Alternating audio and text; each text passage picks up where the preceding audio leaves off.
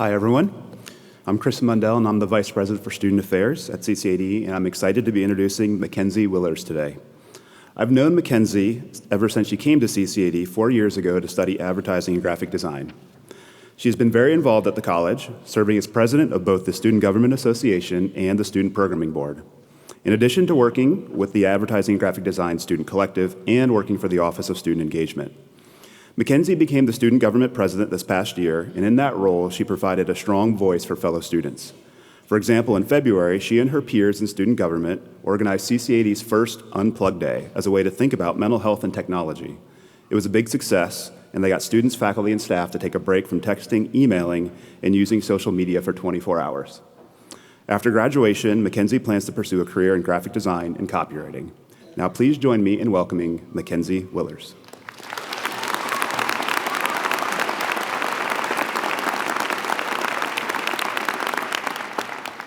Oh my gosh, hi guys. This is so weird. So good morning, first of all. I am extremely humbled that I get to stand up here today and address a room full of incredible human beings. Friends who stood by us, family that supported us, and staff and faculty that lit our way through this giant, stressful maze that was college. So it was about a year ago when I was told that I would be speaking at Commencement right now, and that I would be one of the people in charge of figuring out how to perfectly sum up the college experience of about 200 art students.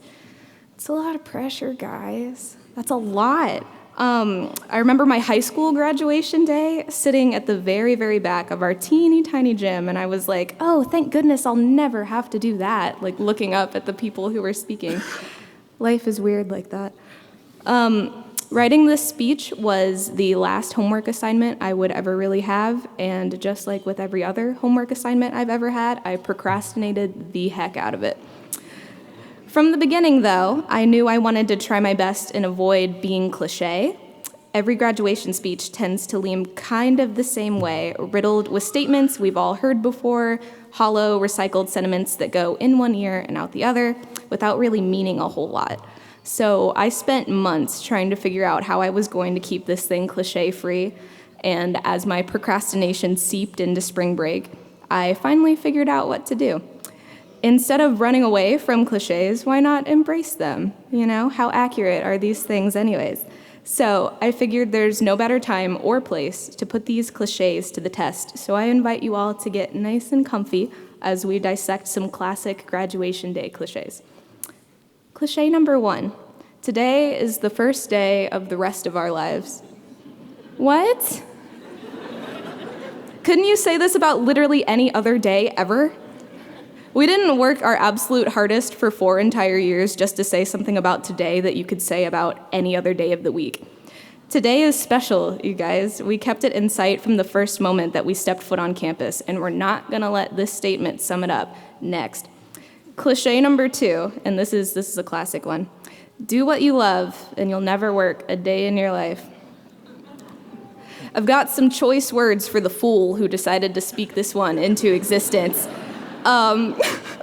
We all attended CCAD because we wanted to pursue what we loved and try to make a career out of it. If we thought it was going to be easy, none of us would be in this room sitting here today. It was hard, you guys. It was not easy. We worked every single day. The concept of blood, sweat, and tears has never been more true, and I challenge anyone who disagrees with that to try to flawlessly cut a piece of mount board on the first try. You get all 3. The good things rarely come easy, and we're all sitting here today because we were willing to struggle for what we loved. None of us love what we do 100% of the time. If InDesign were a person, you'd have to pry us apart because we'd be throwing down. All of us know this is not a walk in the park, but we persevere. Cliché number 3, be the change you want to see in the world. Yeah. Cliché number 4. Don't be afraid of failure. I'd say this one is pretty true, but as far as advice goes, we're really only scratching the surface here. It's like saying, don't be afraid of spontaneously bursting into flames. Like, it sounds easy, but if I were to spontaneously burst into flames, I would want some tips on how to, deal with that. Oh my God. Surround yourself with people who will pick you up when failure knocks you down. Accept failure into your life as an integral part of succeeding at all. There's no shame in failure. People rarely show the world their failures, which can make it kind of difficult to cope with failures of your own. It isn't too often that you see someone post on Instagram, "Just got my 3rd rejection email of the week, #give me a job." Failure isn't that scary if you have the skills to know how to tackle it. And finally, cliché number 5, the concept of ending a speech on an inspirational note.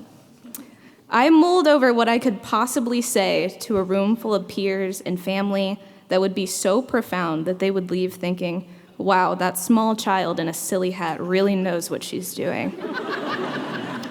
It's hard to sum up in words the experience that we've all had here at CCAD, and it's even more difficult to express the sense of pride we all feel here today, having finally completed this phase of our lives.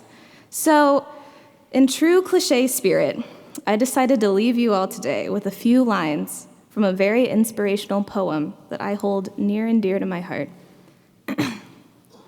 Come with me, the time is right. There is no better team. Arm in arm, we'll win the fight. It's always been our dream.